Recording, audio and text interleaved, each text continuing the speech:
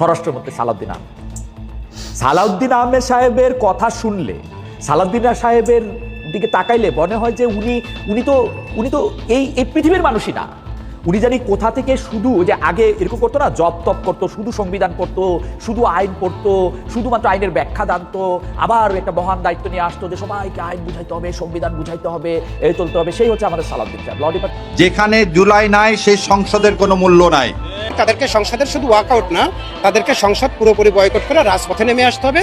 তোমরা শক্তি সঞ্চয় করো, সবার কাছে আওয়াজ পৌঁছে দাও, আর একটি যুদ্ধের জন্য প্রস্তুতি গ্রহণ করো।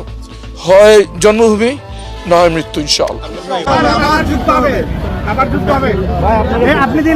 এবার আর রক্ত দিব না আমরা, এবার সেই শ্রীলঙ্কার মতো জাঙ্গা খুলে নিব, হাসিনার মতো পালাবার টাইম দেব না। হাজার গুণ বেশি শক্তিশালী আন্দোলন হবে এই জুলাই বিপ্লব নিয়ে, জুলাই সনদ এবং যে অধ্যাদেশগুলো বাতিল করেছে সেগুলো আদায়ের আন্দোলন ইনশাআল্লাহ। অতএব সংসদ থেকে বাদ দিয়ে এই যারা সংসদে আছেন বিরোধী দল সহ দয়া করে সংসদ থেকে বের হয়ে এই জনগণের কাতারে আসে। পাসপোর্টের মেয়াদ বাড়ায় নেন, যাদের পাসপোর্ট হয় নাই তারা পাসপোর্টের আবেদন করে ফেলেন, কারণ বলা যায় না সবার জন্য ভারত থেকে হেলিকপ্টার পাঠাবে না। তাদের অবস্থা হাসিনার মতো হবে। হাসিনার তো তবু দিল্লি ছিল, রাতে মাত্র 3 ঘন্টা প্রয়োজন হবে। শুধু হাসিনা পালিয়েছে আর তার সকল কার্যক্রম এই বিএনপি সরকার দায়িত্ব নিয়েছে। জামাত ইসলাম যদি ডাক দেয় এই মুহূর্তে ঢাকা শহরে 20 লাখ লোক জমা করার মতো। পাসপোর্টের মেয়াদ বাড়ায় নেন, যাদের পাসপোর্ট হয় নাই তারা পাসপোর্টের আবেদন করে ফেলেন, কারণ বলা যায় না সবার জন্য ভারত থেকে হেলিকপ্টার পাঠাবে না, সবার জন্য দিল্লির ব্যবস্থা থাকবে না। আমরা যে এই ভুলটা করেছি আগামী দিনে সেই আর ভুলটা হবে না। এটা সবেমাত্র ওয়ান টেস্ট।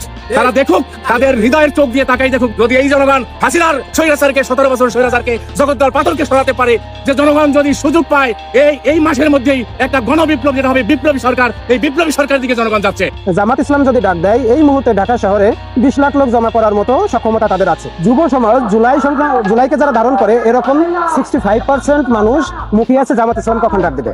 কারণ জুলাইয়ের যে শক্তিগুলো আছে এরা তো ছোট ছোট দলে বিভক্ত হয়ে গেছে। এখন একটাই উপায়, সেটা হলো জামাত ইসলাম যদি ডাক দেয় এই মুহূর্তে ঢাকা শহরে 20 লাখ লোক জমা করার মতো সক্ষমতা তাদের আছে।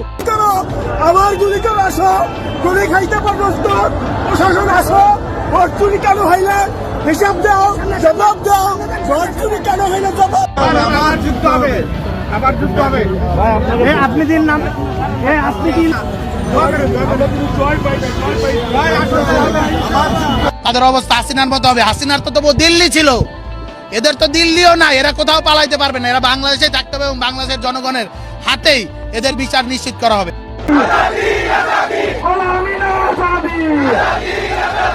শুধু হাসিনা পালিয়েছে আর তার সকল কার্যক্রম এই বিএনপি সরকার দায়িত্ব নিয়েছে। আমরা চাই তারা যেন পাবলিকের পাল বুঝে সিদ্ধান্ত নেয়, অন্যথায় এই দেশের জনগণ সজাগ। এখন যে বিএনপির কর্মী গমছেন তারাই আপনাদের বিরুদ্ধে লাঠি নিবে, এই যে এই দেশের সকল ছাত্র জনতা আবার আপনাদের বিরুদ্ধে লাঠি নিবে। আমরা বিএনপির কর্মী ভাইদেরকে সচেতন মনে করি, তারাই বিএনপির বিরুদ্ধে রাস্তায় নামবে যদি আপনারা পাবলিকের পাল বুঝে সিদ্ধান্ত না নিতে পারেন। জুলাই গণঅভ্যুত্থান তো 36 দিনের হয়েছে, আর আপনারা 36 মিনিট টিকতে পারবেন না, এই কথাটা মাথায় রাখেন। ছাত্র জনতা শিখে গেছে ফ্যাসিস্টদের কিভাবে দেশ থেকে